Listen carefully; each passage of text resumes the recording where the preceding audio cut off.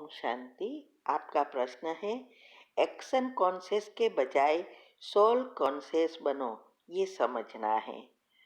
उत्तर है, action conscious अर्थात कर्म के भान में रहना। माना जब हम कर्म करते हैं तो पूरी तरह उसमें ही हमारी मन बुद्धि जुड़ जाती है और हमारा कनेक्शन परमात्मा से टूट जाता है। तो इसको देह अभिमान भी कहा जाता है या देह भान भी कहा जाता है। सोल कॉन्शियस का अर्थ यह है कि आत्मिक स्मृति वो है, देह की स्मृति यह है आत्मिक स्मृति।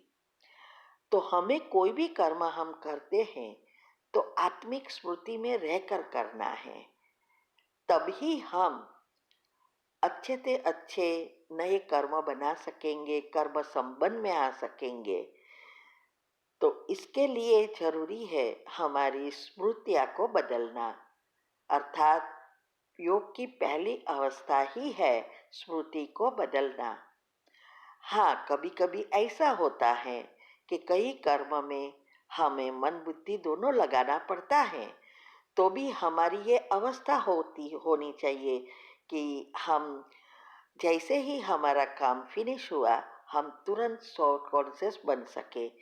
इसीलिए बाबा कहते हैं कि टोटोइज की तरह बनो। माना जो काचवा होता है वो जब कर्मेंद्रियों को यूज करना है तो फैलता है, और फिर जब काम फिनिश हो जाता है तो संकीर्ण होकर देता है। इसीलिए शिव मंदिर में ये रखा है, ये इसकी ही यादगार है। तो हमें भी हमारी कर्मेंद्रियों को समेटना भी आना चाहिए और विस्तार में भी लाना चाहिए। तो ये दोनों के अर्थ ही यह है कि हमारी मन बुद्धि को ऐसी ट्रेनिंग देना पड़ता है कि हम जब कहे जो कहे वो करें। तो इससे ही हम इस स्थिति को प्राप्त कर सकते हैं। तो इसके लिए कहते हैं हर घंटे जो जस्ट अ मिनट का रखा है, ट्रैफिक कंट्रोल का रखा है, ये इसीलिए है। इससे ही हमारी ये अवस्था बनती है। तब हमें पता चलता है कि जो काम हम कर रहे हैं उसके विचार क्या स्टॉप कर सकते हैं और हम सोल कॉन्शियस बन सकते हैं। यही है विधि। इसीलिए सुबह से रात तक की जो विधियाँ बताई है बाबा ने अलग अलग रीति से बताई है, और हमने भी जो किया दिनचर्या मनचर्या ग्रुप में आती है, वो हमें इसकी प्रैक्टिस करने से ये अवस्था बनेगी। तो ये बस इतना ही बाबा समझाना चाहते हैं कि शरीर भान में सारा दिन मशगूल नहीं रहना है, लेकिन सोल कॉन्शियस रहने का पूरा पूरा अभ्यास करना है। तभी हम इस कलयुग की दुनिया में रहते हुए सत्युग की दुनिया के संस्कार धारण कर सकेंगे, उच्च पद पा सकेंगे। ओम शांति। ओम शांति। आपका प्रश्न है, योग बल से हिसाब किताब चुकतू करे, किस तरह से करे? अगर हम नॉन बीके हो तो घर बैठे जमा का खाता कैसे बढ़ाए और गवाने से कैसे बचे? उत्तर है, योग बल से हिसाब किताब चुकतू करना अर्थात हमारे योग में जो बीजरूप स्थिति है उस स्थिति में हम स्थित हो सके, योग का चाट बढ़ाए, कर्मयोगी बने, ये सब करेंगे तब हमारे हिसाब किताब चुकतू होंगे। हमने यूट्यूब पर रखा है, साइंटिफिक रीति से भी समझाया है कि कैसे एक्चुअल में हमारे हिसाब किताब चुकतू होते हैं, और उसके टॉपिक भी अलग से रखा है, तो आप वो सुन सकते हैं। इससे आपको पता चलेगा कि कैसे ये एनर्जी डिस्ट्रॉय होती है, क्योंकि हिसाब किताब अर्थात पाप और पुण्य, नेगेटिव और पॉजिटिव एनर्जी। तो हमें नेगेटिव एनर्जी को पॉजिटिव एनर्जी से भस्म कर चक्र को चार्ज करना है। तो इस चक्र में भी बताया है और इसके टॉपिक भी रखे हैं कि कैसे हिसाब किताब चुकतू होते हैं, तो वो आपको कब सुनना पड़ेगा। और दूसरा जो आपका प्रश्न है नॉन बीके, पहले तो ये समझो अगर आप रखेंगे कि नॉन बीके तो वो तो बाहर वाले हो गए, अर्थात जिसने ज्ञान नहीं लिया है। जैसे हम ज्ञान लेते हैं तो बीके तो बनते हैं, बाकी धारणाओं में अंतर पड़ जाता है, तो नए नए हैं ऐसा लिखना है। और चाहे वो घर में रहते हैं, चाहे वो सरेंडर है, सबको ये जमा का खाता बढ़ाने के लिए मेहनत करनी पड़ती है और गंवाने से भी बचना है।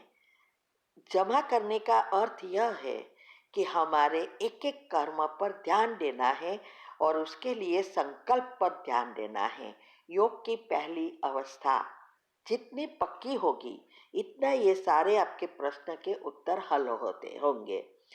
तो जब ये जो भी हम पुरुषार्थ भी करते हैं, हमारी अवस्था बनाते हैं, पॉजिटिव बनते हैं, तो भी हमारे वाइब्रेशन से नेचुरली सारे विश्व में एनर्जी फैलती है और हमारा पुण्य का खाता बढ़ता है। इसीलिए हमें घर बैठे ही ये सब कुछ करता है। हम भी गृहस्थी है, आप तो कुमारी होगी, लेकिन हमारे तो बच्चे के भी बच्चे हैं, 4 पीढ़ी हो गई है। इसीलिए ऐसा नहीं है कि ये सरेंडर को ही करना है, हमें भी, सब तो सेंट्रल पर नहीं रह सकेंगे ना, तो हमें भी गृहस्थ में रह के करना है। और उसकी सारी युक्तियाँ भी हमने तीव्र पुरुषार्थ में भी बताई है, 15 ऑडियो आती है, और तीव्र पुरुषार्थ ग्रुप में भी लौकिक से अलौकिक जीवन के बारे में बताया है। तो ये सब आप अच्छी रीति जितना समझेंगे उतना आप इस बातों को प्रैक्टिकल कर सकेंगे। सिर्फ सुनने से कुछ नहीं होगा। और गंवाने से बचना अर्थात पहला मूल चीज ही है संकल्प। संकल्प बीज है।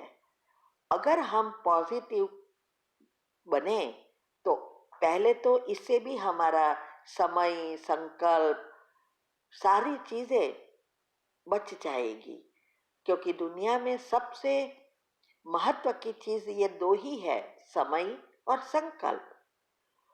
अगर हम इसको चेंज करें तो एक एक कर्म भी सुधर जाएंगे, क्योंकि एक भी चीज अगर हम रॉन्ग करते हैं, बना बुरे कर्म करते हैं या किसी को दुख देते हैं, बहुत कुछ होता है नेगेटिव एनर्जी से, तो ये सब हमारा खाता चट कर देता है, खाली कर देता है। और उसके लिए ही चार्ट भी रखना जरूरी है। आज भी कहा ना मुरली में, बाबा तो रोज कहता है चार्ट रखो, चार्ट रखो, लेकिन हम 2 दिन रखते फिर आलस्य अलबेलेपन में आ जाते। अभी देखो ग्रुप में हमारे कितने सारे ग्रुप हैं, हजारों आत्माएं हैं, लेकिन उसमें से सिर्फ 200 जितनी चार्ट ग्रुप में हैं, और उसमें से भी चार्ट लिखने वाले सिर्फ 20-30 है। अभी सोचो कौन कितना पुरुषार्थ कर रहा है। और कभी किसी का आता है, कभी किसी का चार्ट नहीं आता है। तो ये सब बताता है कि अभी तक हमारी कुंडलिनी मूलाधार चक्र में ही है, आलस्य अलबेलापन अभी भी गया नहीं है। तो ये सारी बातें जितनी आप समझेंगे उतना आगे बढ़ सकेंगे। ओम शांति।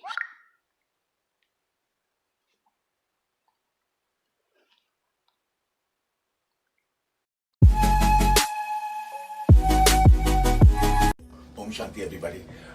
पहले तो मैं आप लोगों को ये कहना चाहता हूँ कि वेरी बिग कॉन्ग्रेचुलेशंस कि आप लोग यहाँ पर आए और आप लोगों ने सोचा कि आप लोग ब्रह्मा कुमारी से जुड़ेंगे। और मैं ये सिर्फ इसीलिए कह सकता हूँ क्योंकि you all found the need to come today for this youth conference. और आप लोगों की तरह मैं भी कुछ साल पहले ही ब्रह्मा कुमारी से जुड़ा एंड यहाँ आकर आई रियलाइज्ड कि मैं क्या मिस कर रहा था लाइफ में।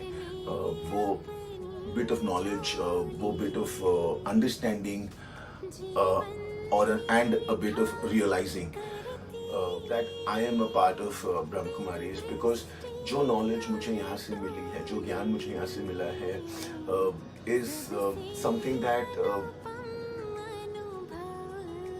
I don't think that I have ever had, and which I have used in my life, और जब मैंने use किया, I have seen the differences it has made.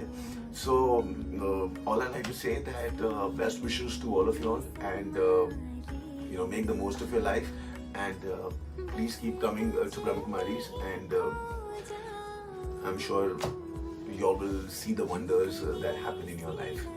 Om Shanti.